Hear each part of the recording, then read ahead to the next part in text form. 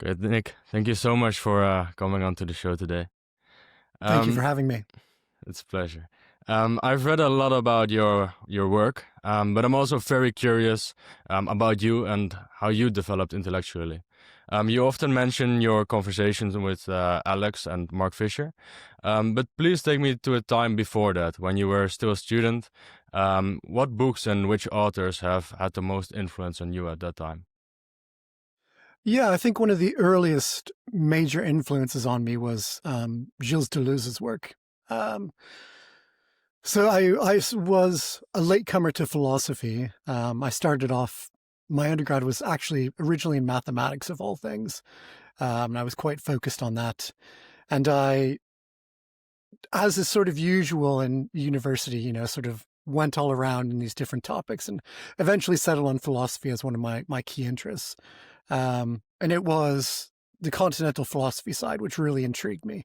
The analytic philosophy, it didn't click with me at that time. It's sort of come later on. But yeah, so the continental philosophy stuff really clicked with me, and particularly Gilles Deleuze's work. I can distinctly remember reading like Anti-Oedipus and A Thousand Plateaus and being like, I have no idea what's going on here. But there was a clear sense of something beyond like the superficial sort of um, chaos of the text. So it was really intriguing to try and figure out what exactly was going on from there. And that was my sort of linchpin into the rest of the continental philosophy world. And I think in many ways, Deleuze still feeds into a lot of my thinking in more or less implicit ways. Hmm. I think Deleuze is very is a bit of a metaphysical philosopher in my opinion. A bit more to the political side, because you do have written so much on political philosophy as well. Do you have a bit more of a philosopher that you has really more influenced you on the political side, or would you say that Deleuze more affected your metaphysical thinking and you developed more of your own political opinion because of that? I think Deleuze's thought still sort of influences my thinking about politics and political philosophy. Um, I've never, it's one of my gaps in my knowledge, I've never really engaged with like traditional political philosophy. Sort of been, it's been a secondary interest relative to other things. But Deleuze's work on, what does freedom sort of mean? What does it mean to be an individual? What does it mean to be a human, a subject? These sorts of questions, I think, are at the heart of politics. And for me, they play out in different ways in my writing. Particularly, I think, in Inventing the Future. Alex and I wrote a chapter on um, what synthetic freedom means, what freedom should mean Mm. for the left political project today.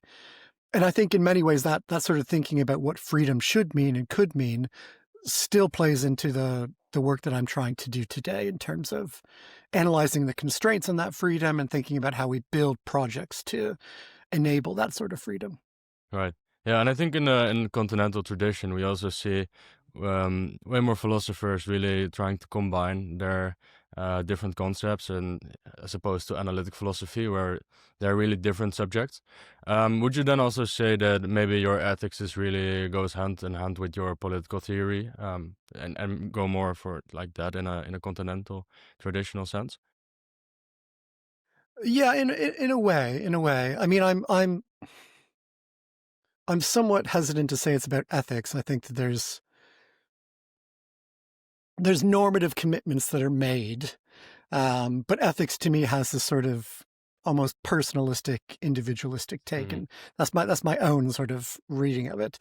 And so I bristle at the idea of ethics, but I think that there is, these normative commitments that we end up making as individuals in some sense and as collectives. And um, if you want to call that ethics, then yes, I'm fully on board that project.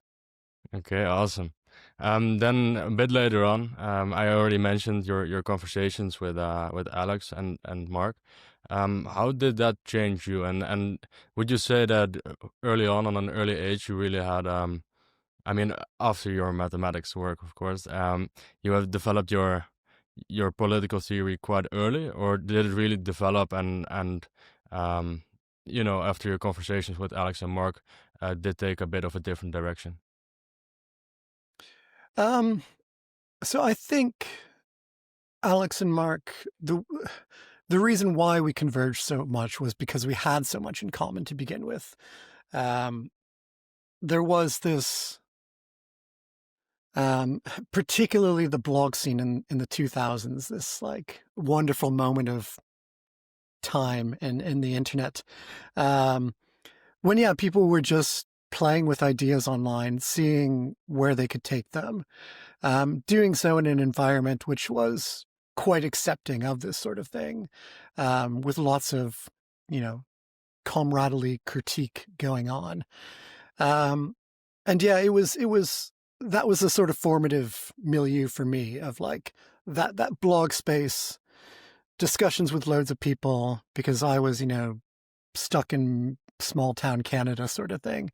So getting access to this, global discussion about what is philosophy, and particularly at that time, also thinking about what does philosophy have to say about the 2008 crisis, which I think was for me personally, was one of the big moments, and just sort of seeing like, well, actually, a load of philosophy that I've been really interested in doesn't have anything to say about this, and the so-called radical philosophers of the time didn't have much to say about it.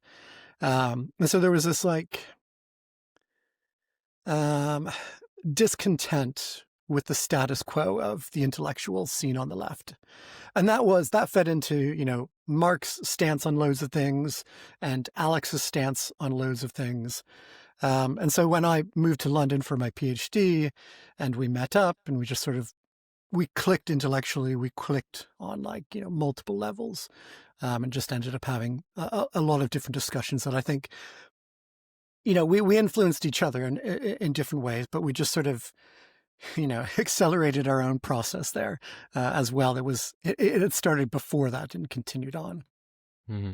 Can you take me back to 2008? You've said a lot about the end of history and how capitalism seemed to have won. And then 2008 happened. Can you take me back to how you viewed that time personally, and how it developed your political thinking? Yeah, I think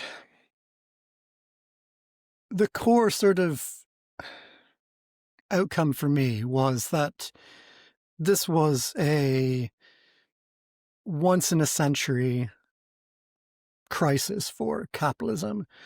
Um, and that sort of moment had to be taken advantage of by the left to push for something different. Um, and that so much investment of hope in things like Occupy Wall Street and its various permutations around the rest of the world, and then sort of seeing it just fail in so many ways. Um, there's undercurrents that continue on after the Occupy movements all collapse. And I think you can make a fair argument that the longer term impacts of this stuff are still going on, but that sort of generational moment of like, here's a major crisis, let's try and change things radically, it completely failed.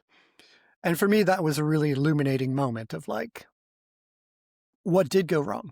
Um, and a sort of moment of like humility of just being like, well, we thought we had all these ideas and nothing has worked. So sort of recognizing that, well, the contingencies of history are such that any sort of theoretical plan beforehand will be subject to failure. But then also thinking, well, maybe we need new ideas. Maybe we need new plans. Maybe we need to, you know, change the way we're thinking about approaching these things. So that was for me a really key moment of the 2008 crisis, and in my thinking and in my, I guess, my political practice as well. Right. Yeah, you mentioned that that after the Occupy Wall Street, it kind of faded away. It's of course very difficult to tell, but do you have maybe a specific reason or thoughts about why it faded instead of really having a lot of change on the way people thought and um how our institutions function? I mean, the critique that we make in Inventing the Future is sort of the analysis of it. Um, this critique of what we call folk politics, which was this sort of rigid focus on immediacy in many different ways, sort of temporal immediacy, spatial immediacy, and conceptual immediacy. And it's sort of hard to think back nowadays, because I think things have changed quite a bit. But that was, throughout the 2000s and up into the Occupy Wall Street movement, horizontalism was like the basic stance of leftist politics. Any sort of, anything which wasn't deemed horizontal was deemed, potentially authoritarian and, Leninist and all these sorts of things. So there was real rejection of any of that aspect. And I think to the detriment of Occupy Wall Street and to the detriment of the numerous movements that were sort of circulating around it as well, that there was a real hesitancy to take leadership, for instance. And I think somebody like Rodrigo Nunes has written really insightfully about what leadership could mean while taking into account the sort of critiques that horizontalism makes of traditional Leninist parties. But there was this sort of complete rejection of leadership at the time, and I think that was a major reason why it ended up failing. Right. Yeah, and I think also maybe because so many people were going just about their day to day and being busy, and that's why I want to focus a bit on another topic, which is your work about post work. Um, Imagine we do see a future where people get a lot more free time because of automation. What is your expectation of the consequences that will have? Because personally, when I look at your work on that, I feel like that so many people are accepting the status quo because they're literally like too busy and they don't have extra time. They're like caught up in all their day-to-day stuff. Do you think that more leisure time will eventually go hand in hand with people getting more political and seeing their situation and doing more about it? And then if people weren't so busy, maybe they would have done more in the Occupy Wall Street period. Yeah, I think that's very plausible. It's hard to tell for sure because we've never experienced that sort of post-work society. The closest examples we have are things like people being unemployed. But of course, when you're unemployed, you're also desperate to find money to survive. So it's not the sort of post-work, lack of work that we're talking about. I think, it's very plausible that we would see more political action if people had more free time, if people didn't feel so pressured. And I think this is why, for instance, so many movements end up being driven by young people who tend to have more time, who tend to be able to, sack off a day of classes and be able to go and to join a protest and to join a march and things like that. So I think there's loads of empirical evidence that, yeah, if you have the time, people tend to be more politically engaged. It's a hope of mine. And I think partly one of the strategic values, I think, of the post-work project is that it is a project which allows a sort of ratcheting up of political pressure as well, because as you gain more free time, you get more capacity to be politically engaged, but also along with that, you're sort of breaking this dependency on wage labor, and you can then use that as leverage to get more post-work, more free time. So there's ways here in which the project can sort of bootstrap itself up and come to a sort of some sort of conclusive state. Whether that's going to happen in practice is impossible to tell, but this is partly one of the arguments I find really persuasive about why take post-work as like a strategic priority. Yeah. I want to go back to what you just mentioned beforehand. You said the 2000s, there was the internet, and people were online discussing a lot about it. Nowadays, we also see a lot going on Twitter. We see, for example, EAC, LAC, RAC. I'm very interested in political philosophy, but I'm also very interested in how it spreads, and the virality in it. Correct me if I'm wrong, but you have a lot of experience with it because you wrote the Accelerist Manifesto, and then you wrote a very short polemical summary about it. In an art magazine, and it went completely viral. What is your vision of how political theory will spread in the future, and how important do you think this virality concept is for the spreading of the political philosophy itself? Yeah, interesting question. I mean, virality is something which is hard to engineer. And when Alex and I wrote the Accelerationist Manifesto, it was never intended as something to go viral. It was intended as, I've told this story many times now, but it was intended as a small little publication in a small little, art collection.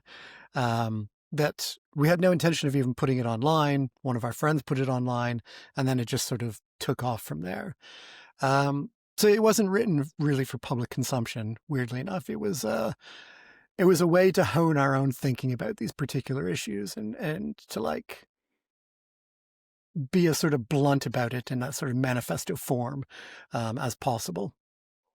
The issue of virality is interesting, though. I think partly because I find it really persuasive various arguments that like the ways in which political identities are formed today is quite different than how it has been in the past. And this goes to the heart of like things about political education. So the ways in which, for instance, you might join a trade union in the past and you would get sort of, a political education through people involved in the union, people that you're talking to in the workplace, things like that.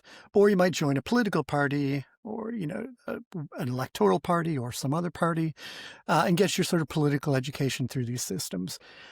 And in those systems, there is, a very sort of coherent, more or less coherent ideology. It was a position which had a set of values that could be applied to different circumstances, to different, issues, whatever the case may be.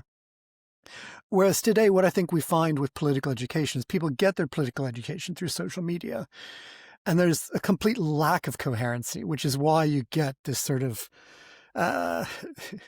this multiplication of identities that goes on. This I am a monarchist and an accelerationist and a Calvinist and I don't know what else. That sort of bizarre collection of identities, which isn't coherent in any logical way whatsoever, but it's a reflection of the way I think in which people get their identities today. And that virality is quite crucial in that, precisely because, the sort of formative points in your life, whatever they may be, when you're young or just when you're sort of receptive to political ideas, those formative periods, whatever is viral at that time will happen to, you might latch onto it and an entire generation will sort of latch onto it. So yeah, I think it's really important. I don't have any like overarching theory of this sort of stuff, but I think it plays a much more important role today than it did 15 years ago, even, let alone before that. Right. Yes, I agree, and maybe I'm overestimating it too much, but I would say if your goal with political theory is to change the world, then it maybe it's fair to say that if that's actually your goal, it's equally worth spending time on making it being able to go viral, as well as actually putting time in the political philosophy itself. So really studying both at the same time.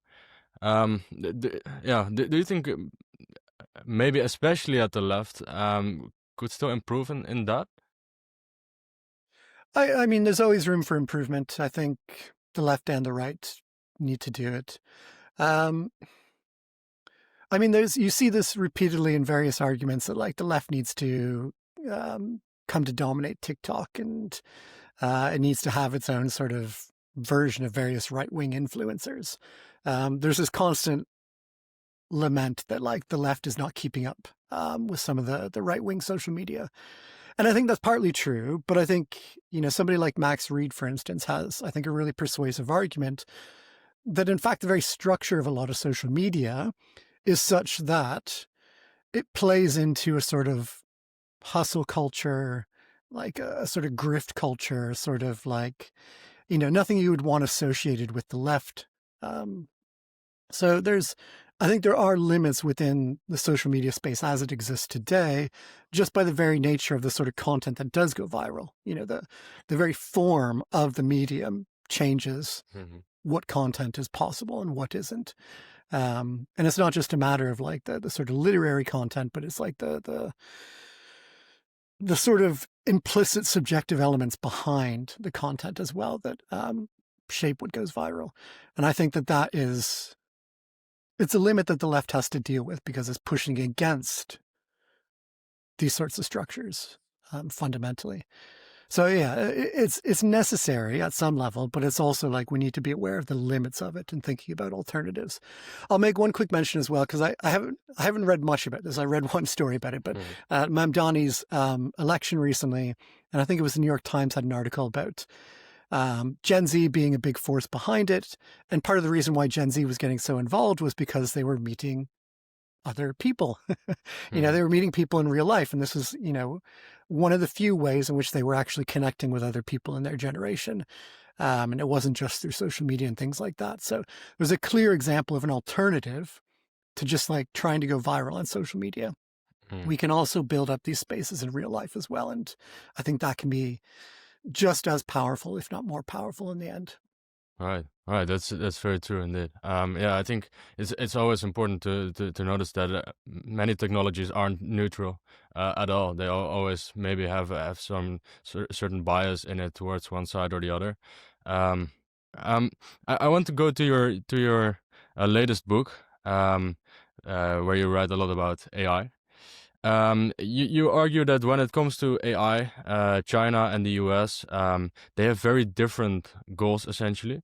Where the US is really trying to get the best model, China really um, tries to integrate it much more in their processes. Is it then fair to say that the US is more betting on a fast takeoff, whereas China is more betting on a slow takeoff? Yeah, very much so. I would say, especially under Biden, this was the case. And I think it's weird because I've for the longest time AGI was sort of a speculative thing, and you sort of think, well, it's limited to like people in AI labs, and they're the ones sort of theorizing and talking about it. But actually, it's becoming a real political force as well. Like your stance on this particular issue ends up determining your stance on a lot of other political issues as well. And I think under Biden, what happened, and this has sort of come out after the administration, left, was that it was loads of people who truly believed in a fast takeoff scenario for AGI. And at that point, pretty much anything justifies getting to that stage as quickly as possible and then, letting it take off and having another century or more of American dominance in the world. So I'll give one example of this, which is it was a bit of a mystery for a long time. And it was like lots of critics pointing it out. But the export controls on China, preventing them from getting access to, the latest NVIDIA chips and all the manufacturing equipment and software necessary to produce them. The argument against it was always that, well, actually, by doing that, you're accelerating the imperative for China to develop their own domestic system. And it's totally true. Like we've seen that in practice. But if you truly believe in a short, like a short, quick takeoff for AGI, it's going to take China 5 years. And the belief is that by then you'll already have AGI. It's a race to get to that in the next 2 years, 3 years, 4 years. So for the people in the Biden administration who truly believed in AGI coming imminently, that critique of export controls just didn't matter. They weren't concerned about that. So it helps explain, I think, the rationale behind these seemingly perhaps these policies, which may have end up shooting in the foot of America. With Trump, it's a bit different, I think, and I think it's still very much in flux about what the beliefs are about AGI in the Trump administration. I think there's much less belief in AGI in general, which is why there's much less concern about selling these chips to China. And in fact, there's a lot of people within the administration pushing to get these chips sold to China. And there was, a big controversy recently where there's trade negotiations between China and the US, and real concerns by lots of people that the US is going to sell the next generation of NVIDIA chips to China. And apparently they weren't discussing the negotiations, but the sheer fact that people were really worried about this being given away was it indicates a massive shift, I think, within the US administration about its stance towards AGI. So I think there's more of perhaps a slow takeoff sort of perspective in the Trump administration. And there's some who just completely, believe it's a sci-fi story. But yeah, it's still up in the air, I would say, because there is undoubtedly powerful elements within the Trump administration who still believe in a fast takeoff scenario and are pushing for it in various ways. So there's, I would say, and I make this argument in my book, that one of the defining features of the US political system at the moment is that there is a complex series of different competing elite interests right now. And that what was once a relative unity amongst Silicon Valley and what Washington wanted, that unity is broken apart now. So there's much more that's in flux at the moment. Right. And what is your view, looking at it? Do you expect more of a slower or a fast takeoff personally? I expect a slow takeoff, and I think the distinction that's been made in the normal technology piece between the capabilities of AI and the deployment of AI, I think is really useful for understanding why there's a slow takeoff, because you can have capabilities which are continuing to skyrocket according to, numerous different benchmarks, but actually rolling them out and making them impactful in society and in the economy and in the world, all of that takes time. It doesn't really matter how quick that sort of capability increase gets. And I think there are some really, I won't say hard limits, but there are some difficult limits to that thing as well. The classic sort of bottleneck arguments and whatnot.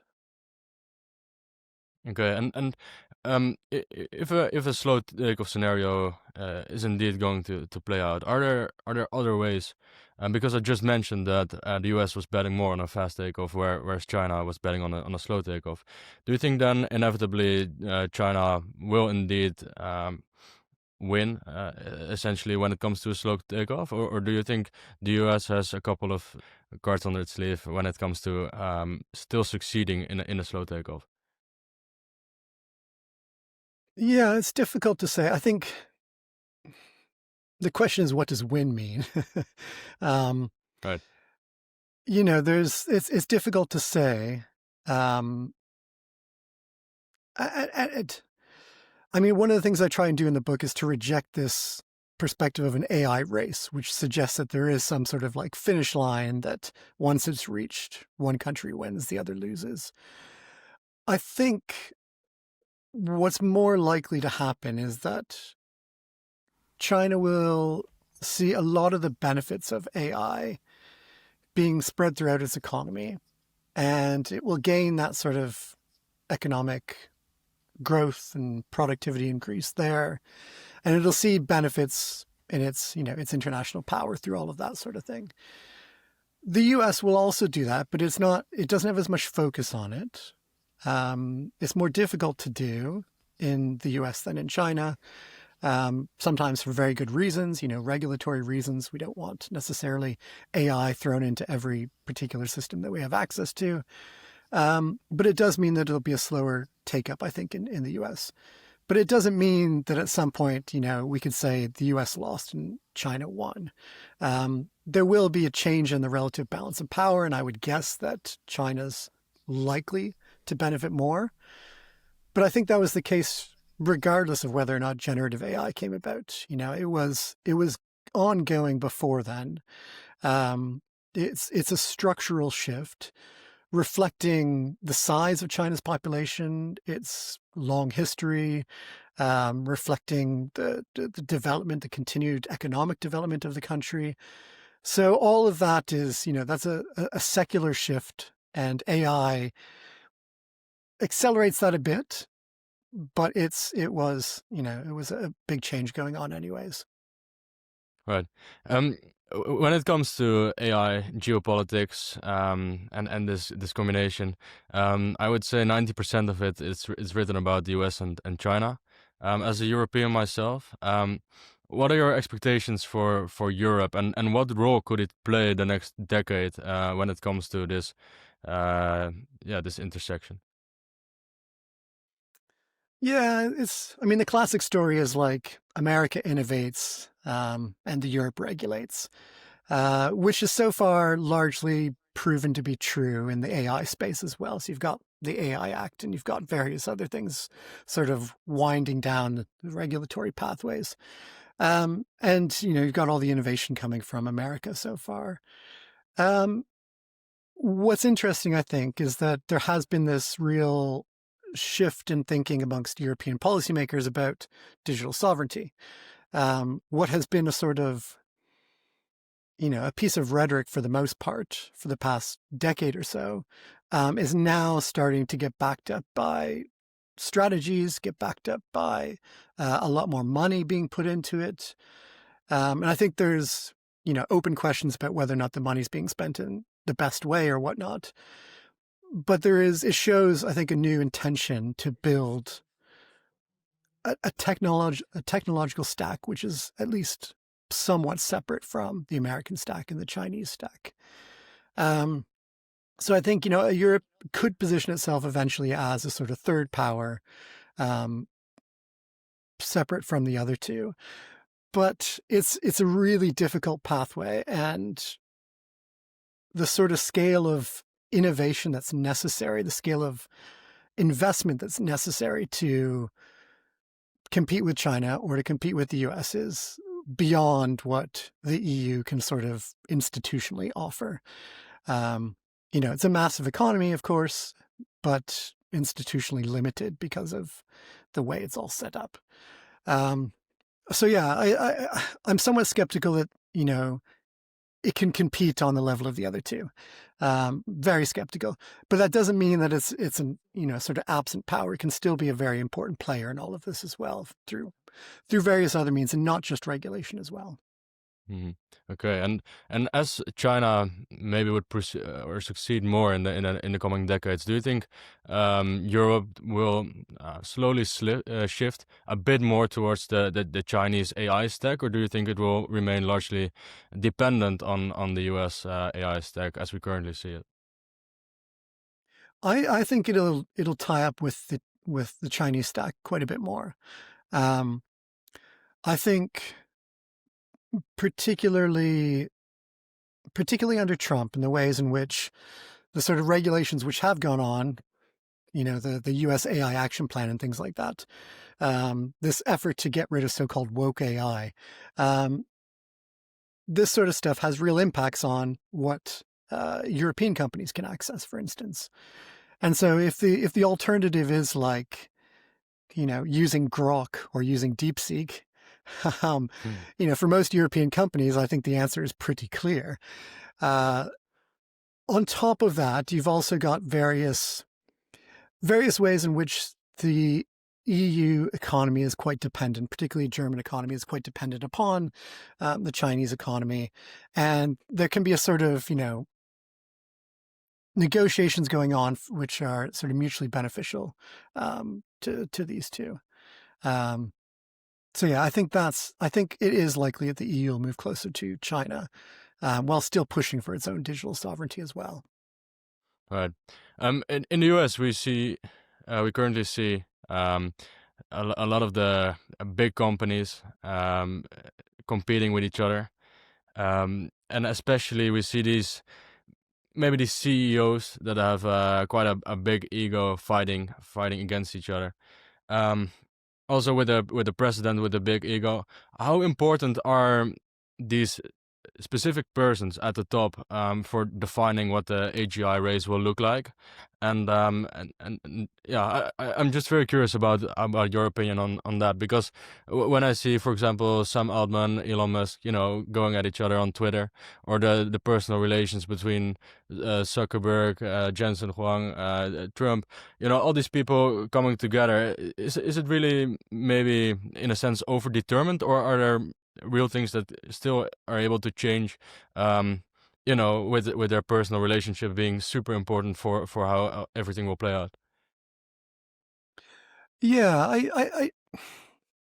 the leaders are not inconsequential. And I think the relationship between Jensen Huang and Donald Trump, for instance, is a good example of like the impact of that sort of personal relationship. It's not clear to me that Trump would be so open to selling NVIDIA chips if he didn't have a good relationship with, NVIDIA and Jensen. So that's one example. But at the same time, my scholarly focus is always on structural elements. And it's why, one of the arguments I make in the book is that Trump is in many ways idiosyncratic, eccentric, but at the same time, he's also a reflection of different structural forces within the US system, but also within the international system, and that a lot of his ultimate behaviors can be understood as reflections of that. And in part, what I think the sort of contradictory elements of the Trump administration's actions today. So one example is something like, we need loads of energy for AI data centers, but also we're going to shut down all this renewable energy and things like that. We're going to cut all the subsidies and whatnot. That's contradictory.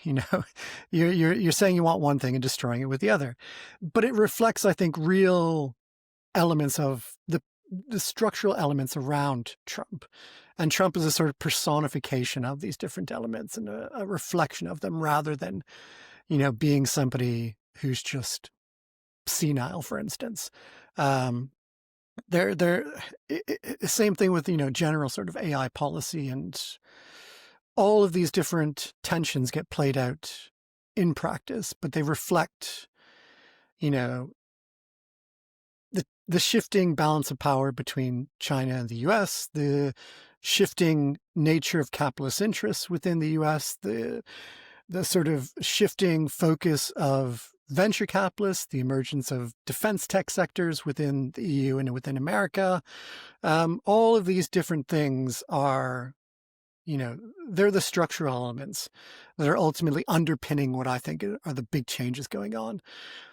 The leaders do matter a little bit. And, I think Karen Howe's book, Empire of AI, is quite good about the role of Sam Altman in OpenAI's, trajectory. But what I think sort of gets understated in that book is like, if not Sam Altman, somebody else would have done it. This scaling thesis was out there. Somebody would have picked it up and maybe not have done it so quickly, but like all of the impacts of OpenAI would have occurred with or without Sam Altman eventually. So there's these structural things that I think are more important than individuals. Okay. Personally, why I'm really interested in that question is that the CEO of Google DeepMind, Demis Hassabis, he has said multiple times that he would like to see like them working together. Maybe it's sort of like a CERN, which we have in Europe, of course, for maybe this very big project. Do you think that's feasible in the end? That maybe some labs are going to work together and eventually maybe create one big lab? I think it's unlikely. I think I can imagine a couple of ways in which it might happen. One is if the AI safety people, the existential risk group, really get a lot of control over things, they would push for it and, plausibly sort of get this sort of thing. I think the structures of power are against that happening. And it's precisely why, Anthropic ended up forming out of OpenAI, for instance. The capitalist pressures were driving OpenAI in ways that the safetyists didn't like. Another way in which it might happen is something like, and this is something which I think is happening right now, is like OpenAI sort of positioning itself, creating this role as being too big to fail within the American economy. And I think a lot of its actions over the past 2 months can be understood in that sort of framework. So we had this comment yesterday from their CFO that said, oh, it'd be great if we had financial backstopping from the government, to help us get cheaper credit to build all these data centers and things like that, which is explicitly asking for, if we fail, bail us out. They've tried to roll that back today, but I think the cat's a bit out of the bag at the moment. But then also all the deals with Oracle and Broadcom and Nvidia and CoreWeave and AMD and all of these things are also in different ways tying these major elements of the American economy and the American stock market into the fate of OpenAI. So if OpenAI does fail to, achieve its revenue goals and comes to struggle to pay for its commitments to all these data centers, it will take down a significant chunk of the American economy with it and the global economy, as a repercussion. So at that stage, I think there is, that the government would step in, and you could plausibly see an argument that, like, well, actually, the government might just simply take control of it, that it might become effectively nationalized. And at that point, maybe CERN becomes more of a viable option. My skepticism, though, is like CERN is an international project. And that sort of international element, I think, is really missing from AI because of the sort of competitive value on an economic and a military level, the competitive value of AI. The US would not want to give up, its IP to Europe and things like that. So I think that they would be extremely reluctant to do that, even in the case of nationalizing a bailed out OpenAI. So yeah, CERN is, I think it's a nice idea. I don't see the pathway to get there, though. Yeah. Do you think we already have gotten to a point where it's dangerous in terms of a bubble? We see many critiques that indeed OpenAI is investing in Nvidia. Nvidia is investing back into OpenAI so they can buy more Nvidia. Then they invest in Oracle, and Oracle invests back. Do you think that the bubble? Is there a bubble generally, and will it pop, and will it have detrimental consequences? I heard Jeff Bezos lately. He talked about how we already see a lot of revenue generated from AI. So it's according to him, it's different to a dot-com bubble in terms of in the sense that where the dot-com period was really a lot about speculation. We now already see AI and that it has a lot of benefits and can create revenue. What's your opinion about it? And do we have already passed that point where it's really dangerous what we're doing and how these companies function? Yeah, I agree that it is different from the dot-com bubble. That fact that these companies are actually making money is a big portion of it.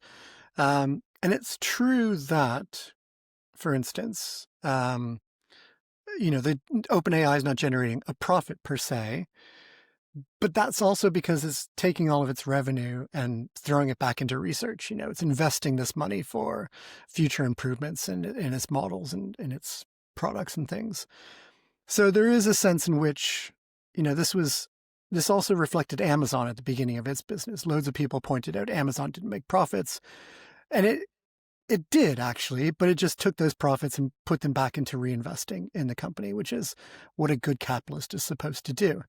So I think in many ways, like, if the competition over frontier models ended today, OpenAI could say, okay, we're done with our research. We'll cut our research budget by an immense amount, and they would be making loads of money. I don't know exactly how much, but it'd be quite a significant amount.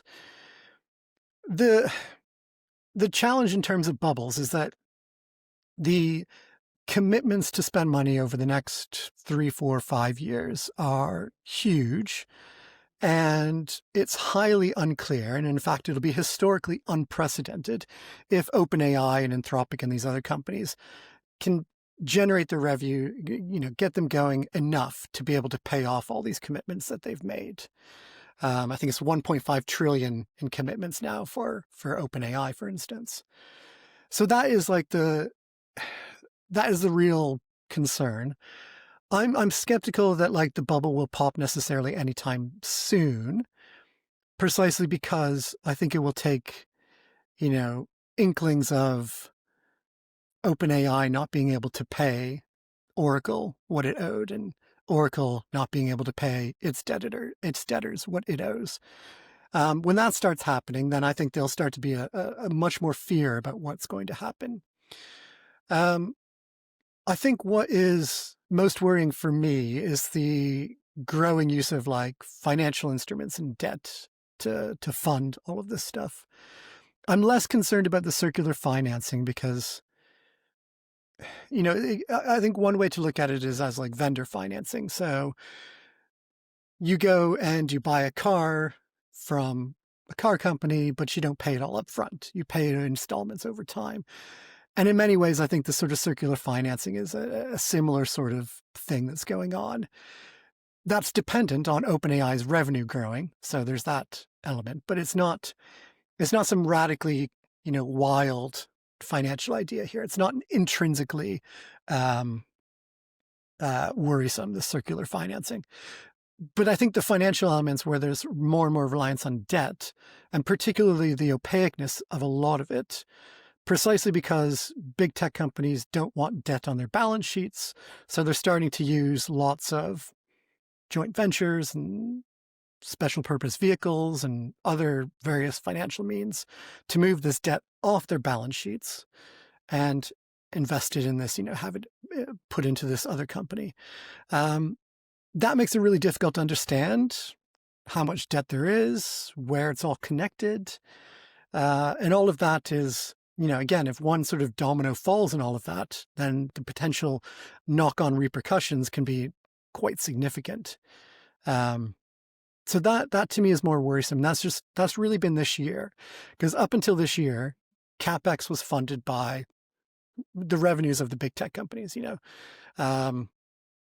Amazon's, web services, and Microsoft's corporate enterprise stuff, and Google's advertising. It paid for all the CapEx.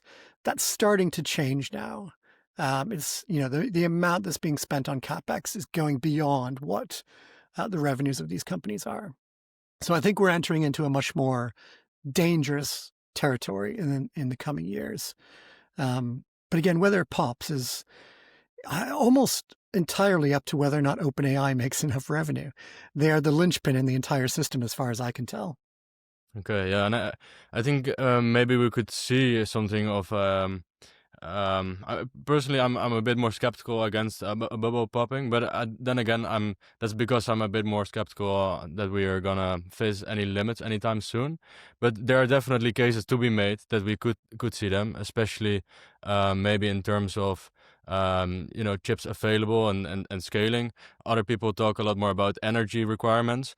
If you think about limits, what is the first thing that comes to mind, and where do you think we will see a bottleneck anytime soon? Energy is the biggest one, easily. Everything I can tell is that, energy is the sort of the massive one.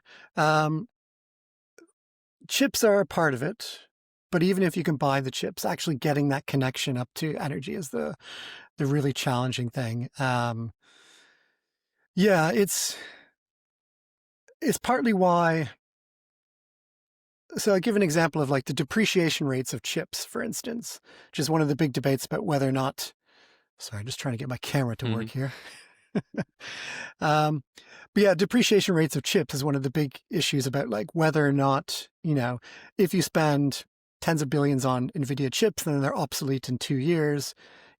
Are you just throwing that money away? Do you have to make that tens of billions back in 2 years, or do you have a longer time period? And, I was reading an interview the other day with one of the people high up in Google, Google Cloud in particular, and saying that the TPUs that they have 7 or 8-year-old TPUs available, and they're at full capacity. So like there is a sense in which actually depreciation rates are quite a bit longer. But at the same time, the issue here is that the newer chips are more energy efficient in terms of, in terms of the energy they use per flop. So if you are constrained by energy, then if you get a new generation of chips, you want to take out the old chips and put in these new chips so that you can get more compute for the available energy. So that sort of drives this depreciation rate to be much, much quicker, as energy being the bottleneck. So I think that's the real concern by the big AI companies at the moment, is how do you get access to energy, which is why Google's now going to put data centers in space and that sort of thing. Right, right. That's personally why I'm myself a bit more skeptical about that we're gonna face limits anytime soon, because there are so many different things we can improve on. I think especially last year we've seen much improvement with the reasoning models, and I think generally speaking over the last year we've seen most growth also in terms of algorithmic improvements. Even though we might face energy limitations, which I think we will eventually do, unless we maybe get something like a nuclear fission that we can finally figure out, then there's still so many ways in which we still can improve, and limits can be defied still. That's just my personal take, but yeah, of course there are many arguments to be made that progress will eventually maybe slow down. To me, sometimes it feels like there are like two entirely separate conversations going on. One, which we just talked about mainly, is more of the geopolitical conversation. At the same time, there's also a lot more conversations going on like maybe the doomers versus the optimists, and we can people like Jeffrey Hinton, Eliezer Yudkowsky, they're talking really about AI taking over. Do you think both of these conversations deserve equal attention, and which one do you think will turn out to be more relevant in the long run? I mean, I believe AGI is possible. So like the safetyist versus doomerist and versus accelerationist sort of perspectives, I think are in the long run probably more important. I think in the short to medium run, it's probably more geopolitically focused is the more important element, particularly in terms of thinking about the various constraints on building these things, whether it be access to energy or whether it be access to it, advanced NVIDIA chips or extreme ultraviolet lithography or, what is it, the new X-ray lithography, I think, from the US. Yeah, so all of this is, I think, more determinative of where things are going to head in the short to medium term. But I don't think there's any theoretical reason why we can't build an AGI, and at that point, these other arguments about superintelligence and whatnot do become extremely important. And I think it's extremely valuable to have discussions about these things.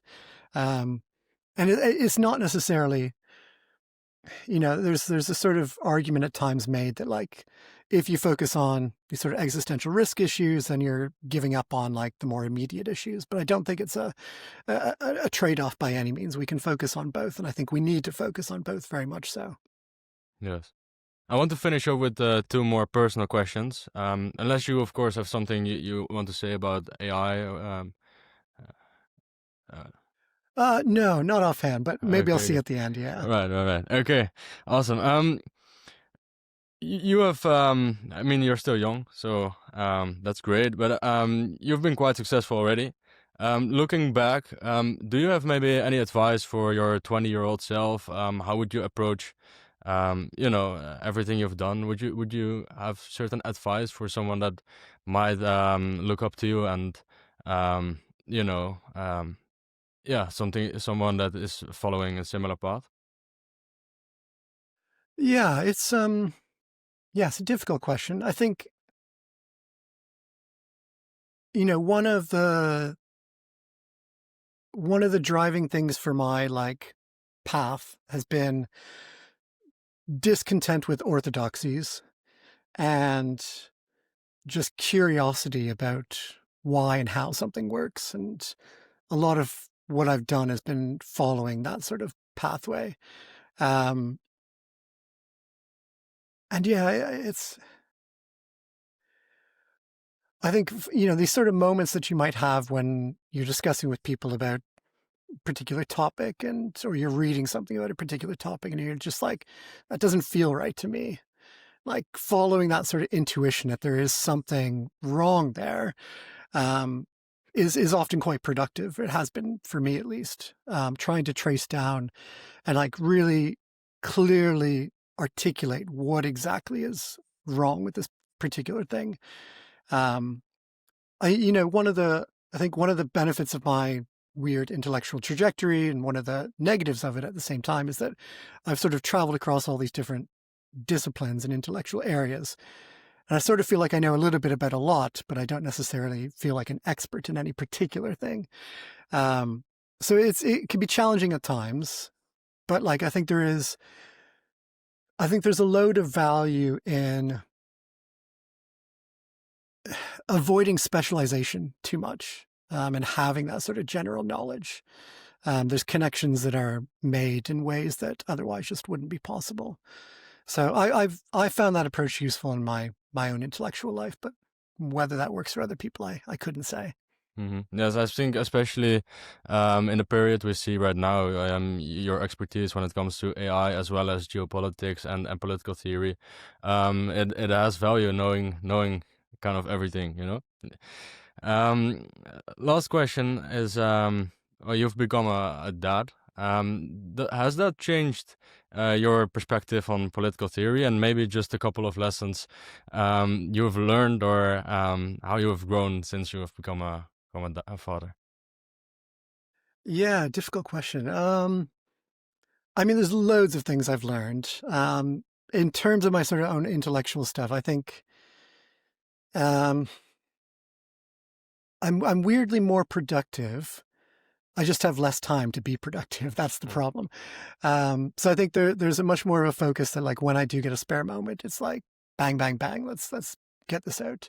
Um, I've also sort of built up various, software systems that have enabled me to if I'm reading an article and I get 5 minutes free, that article doesn't just disappear.